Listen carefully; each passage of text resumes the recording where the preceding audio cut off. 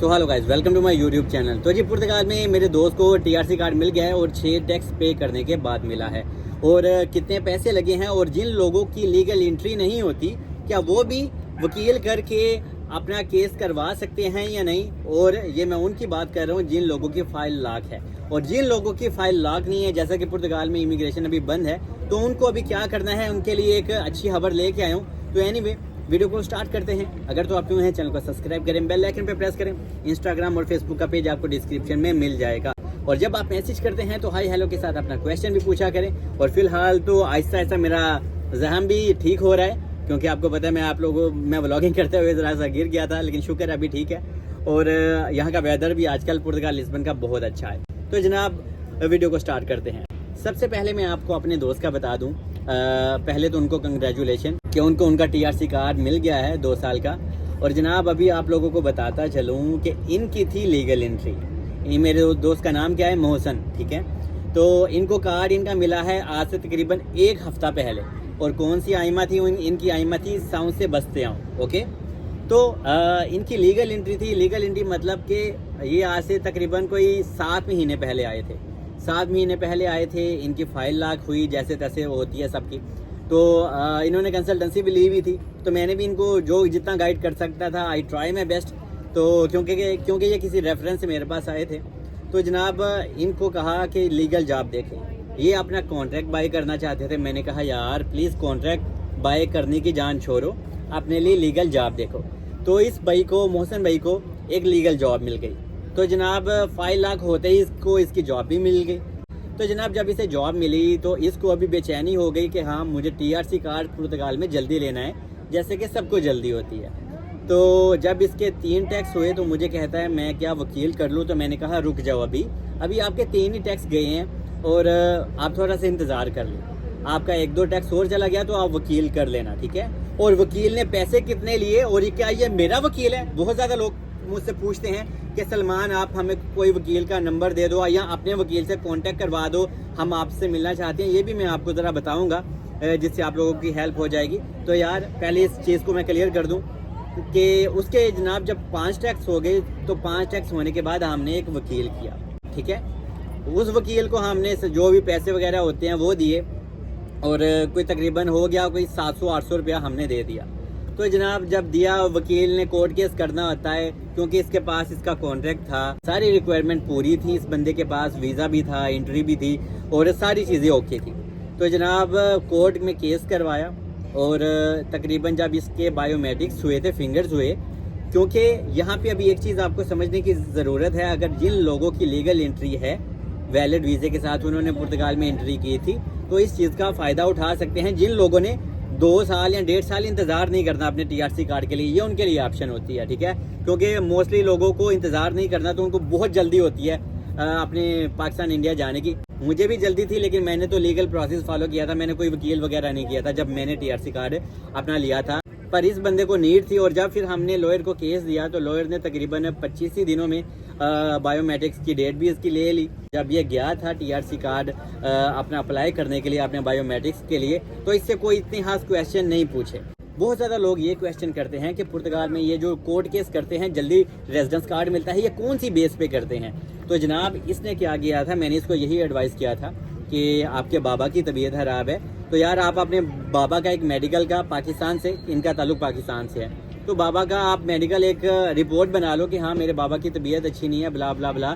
तो इन्होंने एक रिपोर्ट ही बनवा ली और बाद में वो भी वकील को दी। तो इस बेस पे इन्होंने कहा कि इनको जल्दी जाना है। इस बंदे ने आपके टैक्स वगैरह भी दे दिए, जो भी आगे से वकील कार्रवाई करता है। तो इस तरह से इसको इसका टीआरसी कार्ड मिल गया। और सिर्फ ये कोई एक नहीं है, ठीक है, ये कोई तीर नहीं मारा, ठीक है, कि हाँ वही टीआरसी कार्ड मिल गया।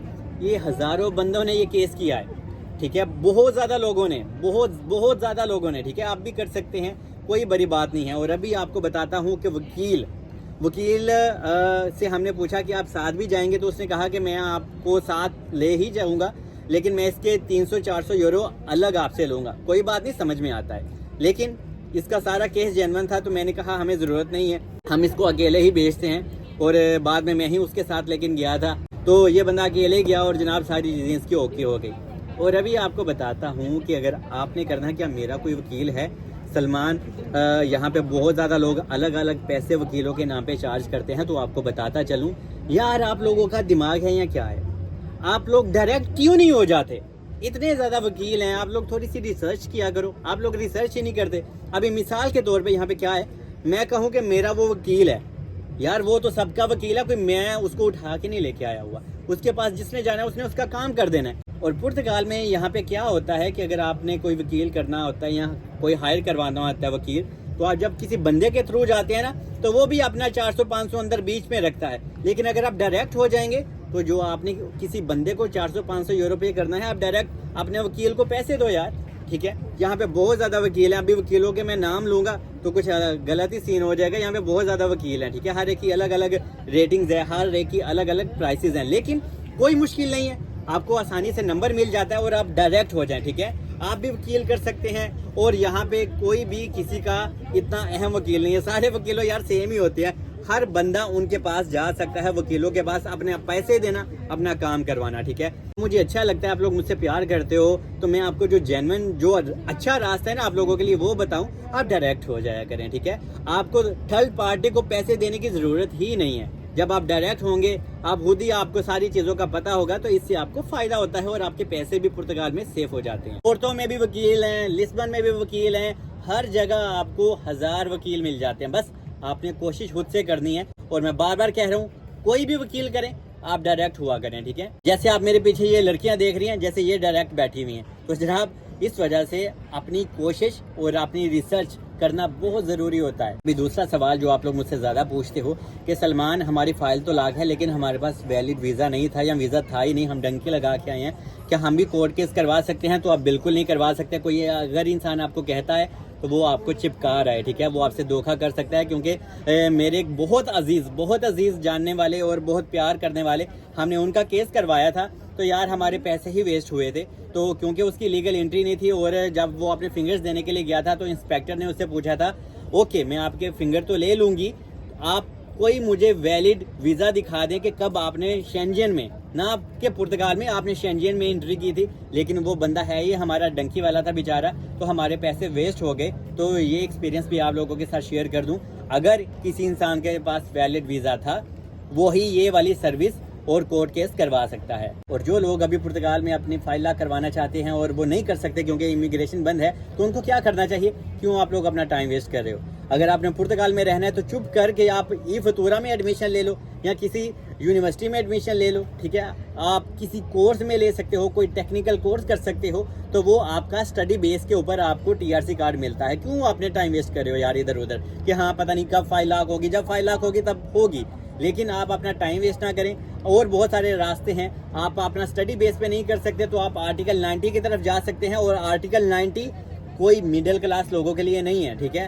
آرٹیکل 90 میں جناب کیا ہوتا ہے، آپ کو ٹیکس پے کرنے ہوتے ہیں اور آپ کو اپنی بایو میٹرکس کی ڈیٹ اٹھانی ہوتی ہے، جو کہ تقریباً 3 سے 4 مہینے کا یا 5 مہینے کا ٹائم پیریڈ ہوتا ہے۔ اور آرٹیکل 90 وہ ہوتا ہے جو اسکل پیپل کے لیے ہوتا ہے، اور اس میں آپ کو جو ورک کانٹریکٹ ہوتا ہے نا وہ بھی تقریباً 1800 یورو کے لگ بھگ کا ہوتا ہے۔ اور آرٹیکل 90 کے اوپر میں ایک ڈیٹیل سے بھی ویڈیو بنا دوں گا، لیکن فی الحال آرٹیکل 90 اگر کسی نے کروانا ہے اور کسی کو لیگل جینوئن جاب مل جاتی ہے کسی بھی طرح، اور آپ کا کانٹریکٹ اگر 1800 یورو تک کا ہے، تو آپ فعال کرتے ہیں آرٹیکل 90 میں۔ اور اگر آپ یہ بھی نہیں کر سکتے تو چپ کر کے اسٹڈی بیس کی طرف جائیں، اور اگر آپ یہ بھی نہیں کر سکتے تو چپ کر کے آپ اسپین کی طرف چلے جائیں۔ اسپین میں آپ ادرونامنٹ کروائیں اور اپنے TRC کارڈ لیں، جو کہ آپ کو 3 سے 4 سال کا پیریڈ اسپین میں لگ جاتا ہے۔ اور یاد رکھیے گا آج کل پرتگال میں چیکنگ وغیرہ بھی بہت زیادہ ہو رہی ہے، لیکن آپ تھوڑا سا پولیس کو آج کل اوائڈ بھی کریں، لیکن یہ چیکنگ آئی تھنک صرف تھوڑے ہی دن رہے گی، بعد میں چیزیں تھوڑی سی نرم اور نارمل ہو جائیں گی۔ تو ہوپ کہ میں نے آپ کو ایک ایک چیز گائیڈ کر دی ہوگی، اور اگر میں کچھ مس کر گیا ہوں یا اسکپ کر گیا ہوں تو جناب آپ کمنٹس میں لکھ سکتے ہیں، کوشش کروں گا میں رپلائی دے دوں۔ باقی مجھے دعاؤں میں یاد رکھیں، ملتے ہیں اگلی کسی ویڈیو میں، اور اللہ حافظ۔